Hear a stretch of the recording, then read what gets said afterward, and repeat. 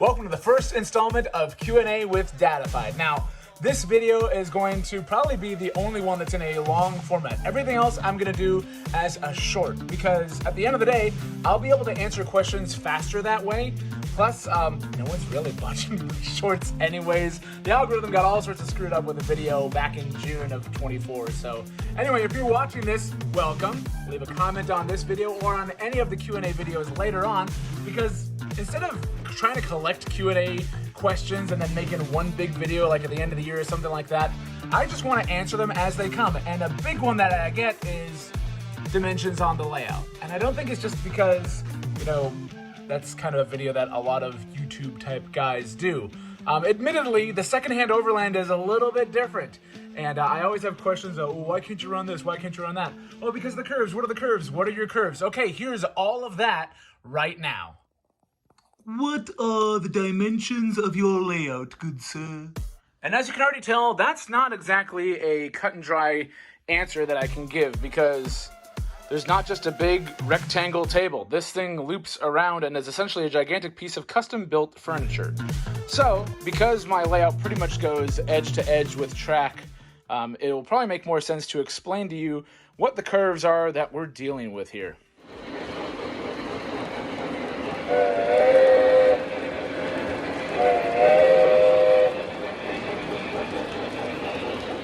There's not really a start and an end to this, so we'll just kind of start on this side. Pretty much from this point here, yes, it is technically an S-curve, and it hasn't been too big of a deal with derailing anything, but starting from this turnaround section here, this is 048, and this is a big reason why I can't run big scale engines. The secondhand overland is space limited, and I could have technically had space between this wall and moved that couch further back to accommodate 072 in here, but because I've got a wall going outside here, this can't come that much further out. So it would have been almost just a circle, barely an oval of track to be able to do that with, and it would have pushed this closer up towards the TV. So I opted for a little more flexible track. So again, this is 048 coming around through this full half circle here, straight back to another section of 048 back by that water tower. So from that water tower straightening out, there is a big section of switch yards over here. These are all 036 turns, everything pretty much between stuff in the middle of the main line that goes around it. Those are all 036 turns in there. But this straight line on the outer section continues until we get to here. This corner spot has 072 on the outer edge. This one with the black caboose coming around over here. That's part of the reason why I shoot a lot of stuff here in this corner, because it's a pretty easy turn to take. This continues straight into a tunnel. And if you can't tell the filming of this video, it's Halloween time, just I haven't turned those lights on. And then out through here into another section of 048. So this is 048 all running through here. Also, the upper line is just a mix of some straights and 036. There's no larger diameter or smaller diameter tracks up there. That's all 036 as well. So this transitions right here, again at another half circle, to 072. This is a easier turn coming out into more 072 right in front of these switches here that lead to engine storage underneath this mountain thing.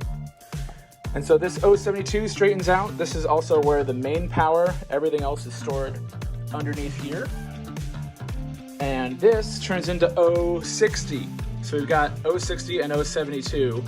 This 060 turn here straightens out again.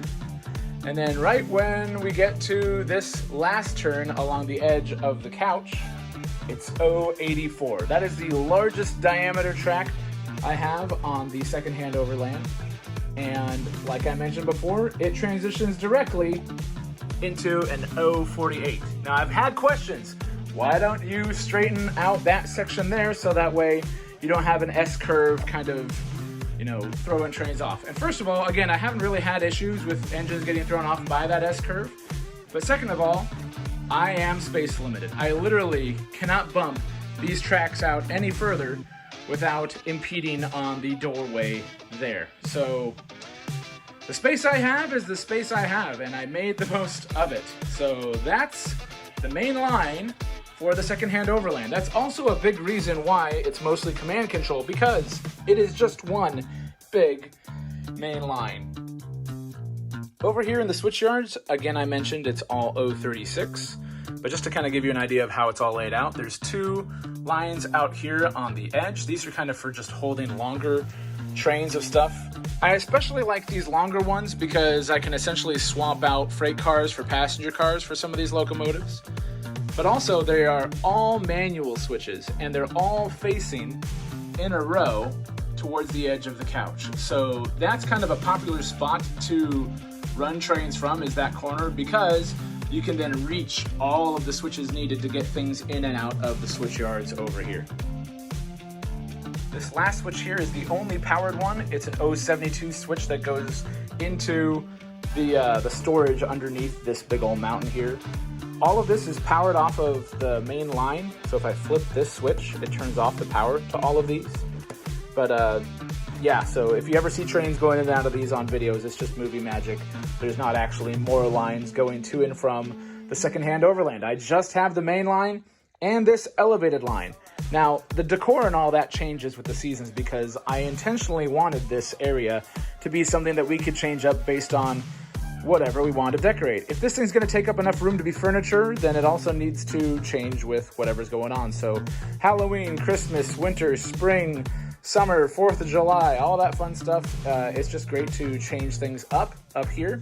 But pretty much everything from the edge of the track down the side here and along through here, all that remains the same. We pretty much just changed the decor in the middle, and we kind of got this scorched earth, fire and brimstone kind of Halloween thing going on as I film this now.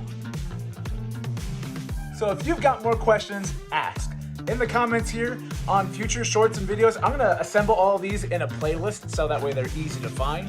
Not just so that way I have to keep repeating myself with answering questions, but so it's easier for you guys to find. So check that out. Please subscribe, like, comment, and especially leave questions, because this is a lot more fun to communicate with you guys. In YouTube, it can be a little bit difficult of a format as opposed to like Instagram and Facebook where you can directly comment with stuff. But in here, I can answer your guys' stuff and interact with you guys directly through this series. So hope it's a lot of fun and hope you guys enjoy it. Thank you.